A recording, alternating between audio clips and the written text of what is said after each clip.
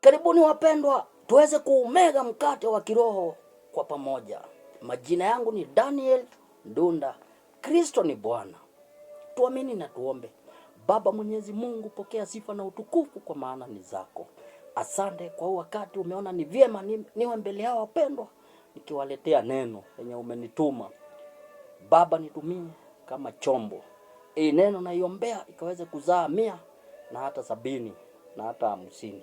Shetani anayekuja na kung'oa ili watu wako wasije wakaamini na kuokoka, nimemkemea na nimemlaani akae mbali na wapendwa wako. Na ni katika jina Yesu Kristo nimeomba na hata nimeamini. Amen. Wapendwa, Kristo ni Bwana. Na amenituma nikuje na ujumbe mzuri kwenu kuhusu kutubu.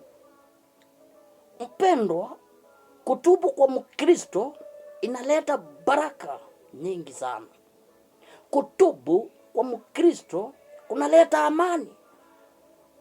Unakaa maisha mema kama umetubu, sababu ukitubu utatembea na huyu Mungu. Nataka tusome kitabu cha Isaia kifungu cha 55 na mstari wa 7. Tusikie inasema namna gani.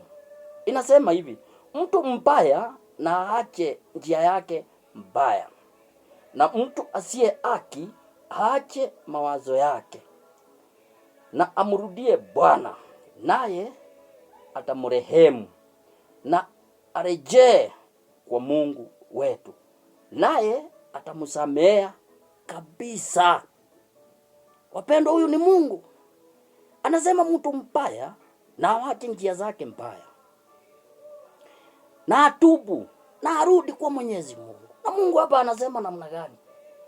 Nitamsamea kabisa. Haleluya wapendwa.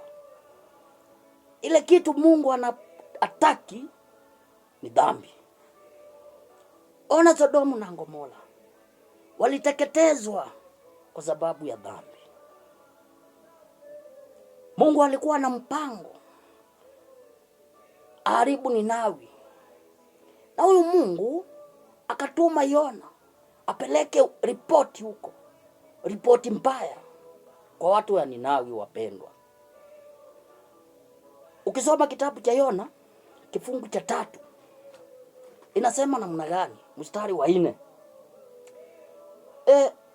Yona akaanza kuingia mji mwendo wa siku moja, akapaza sauti yake akasema, baada ya siku 40 Ninawi mtaangamizwa.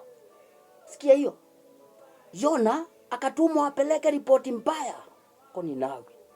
Kwa nini? Kwa sababu watu wa Ninawi walikuwa wamegeuka na kufanya mambo yao. Walikuwa wamewacha Mungu, wakaanza kufanya mambo yao. Na Mungu akakasirika, alikuwa anataka kuangamiza. Nasikia hapa ametumana, baada ya siku 40 Ninawi mtateketezwa. Hebu tusikie walichukua hatua gani wapendwa. Mstari wa 5. Basi watu wa Ninawi wakamsandiki Mungu, wakatangaza kufunga, wakajifika nguo za mangunia, tangu yeye aliye mkubwa hata aliye mdogo. Haleluya wapendwa. Watu wa Ninawi walipopata hiyo ujumbe ya kwamba wataangamizwa, walikubali hiyo ujumbe na wakatubu. Walitubu wapendwa, wakafunga hata kukula, wakaamurisha kila mtu avae ngunia, aliye mkubwa hata ule mdogo. Haleluya wapendwa. Na wawache kutenda maovu, na wakawacha. Na Mungu wetu asemi uongo. Maandiko hapa inasema namna gani? Walipotubu, tusoma mstari wa 10. Mungu akaona matendo yao ya kuwa wameacha njia yao mbaya. Basi Mungu akagairi neno lile mbaya ambalo alisema atawatendea. Haleluya wapendwa. Mungu asemi uongo. Hapa maandiko inasema namna gani?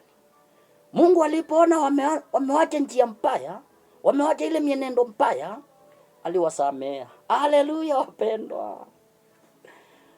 Aliwasamea.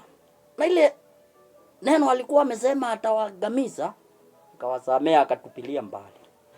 Na hata wewe ukitubu, Mwenyezi Mungu atakusamea kabisa. Tulisoma hivyo kitabu cha Isaia ya kwamba ukitubu utasamehewa kabisa. Kumbuka story ya kijana mpotevu.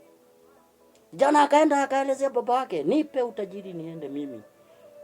Na akapewa na akaenda, na siku si nyingi akaanza kuhangaika. Na kijana akiwa pale akawaza, nifanye nini? Si nirudi nyumbani kwa baba nikaombe msamaha. Wapendwa, tuwe watu wa kutubu, kuomba msamaha na kuacha matendo maovu. Kijana alipofika nyumbani kaambia baba, nisamehe, naomba, natubu, samehe.